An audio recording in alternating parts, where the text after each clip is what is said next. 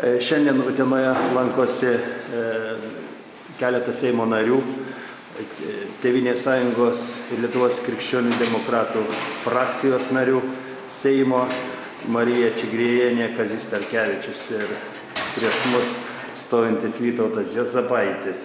Mes jo ir klausime, kaip jums svetingai pasitiko Utena ir ko tikitės iš šio vizito? Utena nėra išimtis, tai yra mūsų planuotų daugelio vizitų viena iš sudėtinių dalių. Yra aplankyti jau, bent jau aš asmeniškai buvau kokiuose gal 7 miestuose ir rajonuose, taigi Utena yra eilėje tų regionų, kuriuos aš ketinu aplankyti kaip Lietuvos Respublikos Seimo narys. Ir tas vizitas yra nei koks nors čia garbės vizitas ar koks nors dėmesio ypatingas rodymas, tai yra daugiau natūrali Seimo nario pareigos išraiška, kuomet tiesiai iš pirmų lūpų yra stengiamasi išgirsti problemas ar klausimus, pasidalinti informaciją. Šiandien vizitą pradėjom nuo mandagumo vizito pas Utenos merą, taigi buvo toks dalykiškas, sakyčiau, pokalbis. Aš vėlgi paklausiu, nes mano buvo suplanuota darbotvarkė susitikimas su viena iš gimnazijų bendruomenė, bet išvakarėse buvo atšauktas, neva tai mero nerekomenduota, reiškia, vykti politikams į švietimo įstaigas ir vykdyti rinkiminę agitaciją. Taigi man teko paaiškinti merui, kad vis tik tai Seimo narys turi ne tik pareigą, bet ir teisę įeiti į bet kokią valstybės finansuojamą ir ne tik valstybės finansuojamą biudžetinę ar kokią kitą įstaigą. Ir tautos atstovas turi teisę susitikinėti su Lietuvos Respublikos piliečiais, kur jie bebūtų ir kas jie bebūtų. Ir tas mūsų vizitas niekaip nesusijęs su jokia rinkiminė kampanija, o kaip minėjau, tai yra mūsų pareigų tiesiogiai atlikimas. Štai ir dabar mes kalbamės profesinio rengimo centre, kuris taip pat yra švietimo ir mokslo ministerijos pavaldumo sferoje, bet čia tokių problemų niekas nekelia.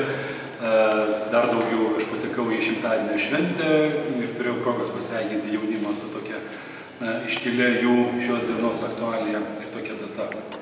Taip pat apsilankiau ir Utenos kolegijoje.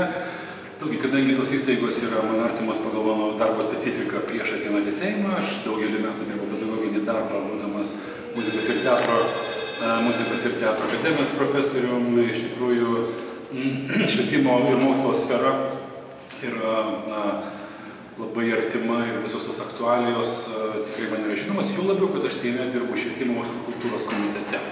Tai kokį jums įspūdį paliko mūsų Utenos studentai tiek profesinio rengimo centre, tiek Utenos kolegijoje? Gal galite pasakyti? Patį geriausią įspūdį, iš tikrųjų. Aš vėlgi be aukštosios universitetinės mokyklos turiu ir kolegijos dėstytojo patirties, Vilniaus kolegijos dirbęs daugelį metų.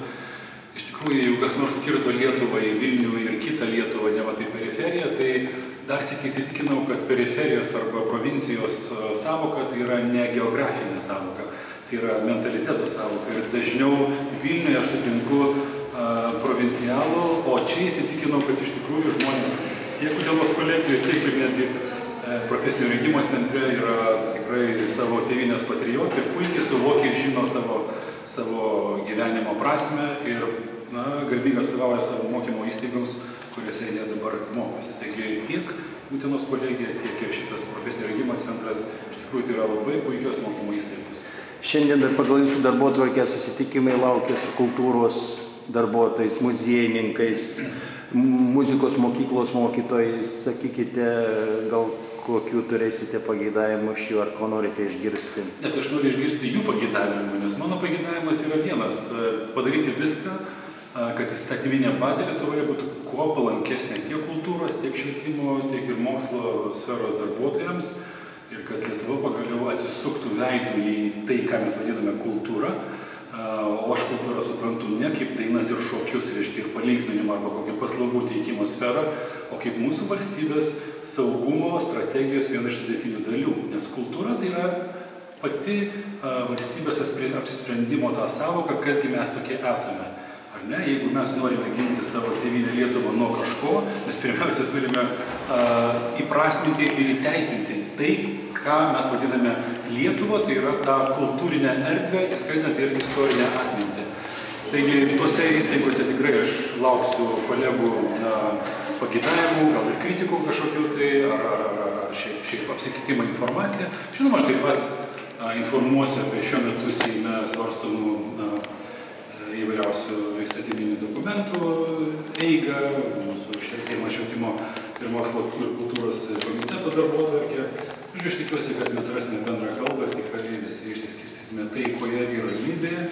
Ir prasidėjus Seimo eiliniai sesijai, aš turėsiu tikrai didžiulį pagrindą jau kalbinti kolegas, priimti vieną ar kitą būtiną mūsų sistemai įstatyminį aktą. Kaip minėjau, Utena tai nėra išimtis, aš važinėjau, sakiau, ir Žemaitijos regionuose įvairiausios, ir centrinė Lietuvoje, taigi ta visa informacija bus susisteminta ir toliau mes pateiksime Seimui jau kažkokius tai konkrečius dokumentus ir įstatymo pataisas. Ačiū Jums ir puikaus tolimesnio susitikimo. Ačiū.